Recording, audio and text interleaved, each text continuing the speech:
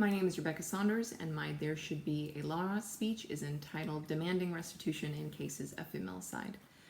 The Violence Policy Center estimates that 1,200 people a year are murdered by somebody from their own family.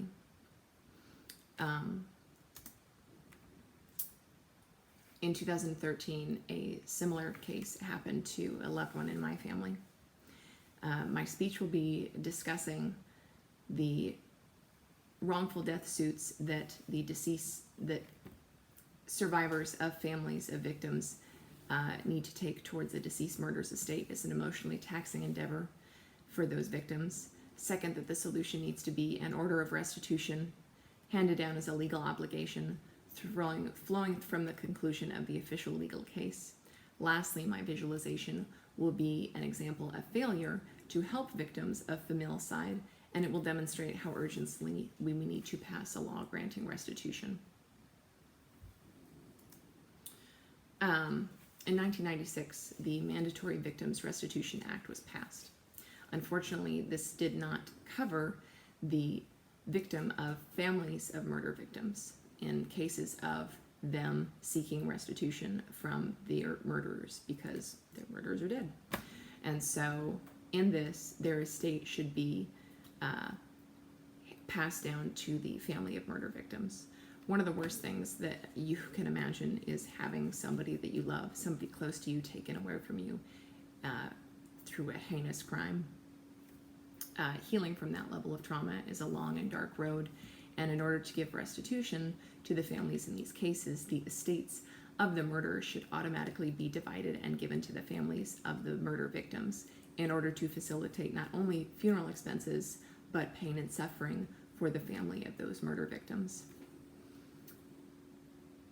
William versus Smith was a 7-year marriage, illustrates that a 7-year marriage between Brandy and Josh Matthews ended in tragedy. He shot and killed her before then turning the gun on himself. There was no criminal charges arising out of this tragedy since the murderer was obviously dead. But there was a Civil War fight over inheritance, raising the question whether Brandy's family should inherit from Josh's estate.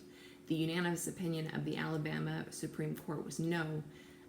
Bluntly, that is absolutely an abomination of morals that needs to be rectified legally so that similar cases cannot happen. This was from an article by Joanna L. Grossman on Justia.com. 50,000 women a year all over the world die by their intimate partners.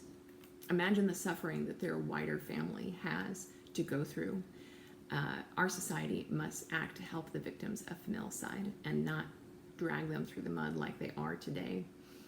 Imagine for a moment that you lost the person who was absolutely your world, your life, your every single waking moment, your joy.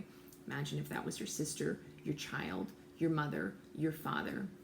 How do you think that you would handle having to help also orchestrate the legal war that a wrongful death suit would entail? Do you think that given your own trauma, you would be able to be mentally and emotionally prepared for that undertaking?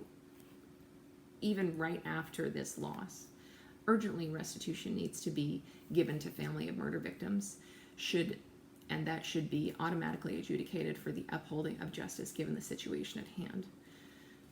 Next of kin of victims of murder-suicides need to be provided for on a first-line percentage basis. So the closer the family member, the more of the estate that they get, and so on and so forth.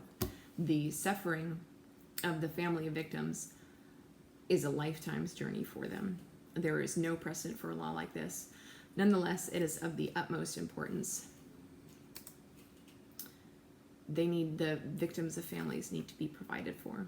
And though Deborah Williams, the mother of Brandy, although her suit was quashed, the awarded inheritance would have been given to her daughter if her daughter had not been killed by her husband.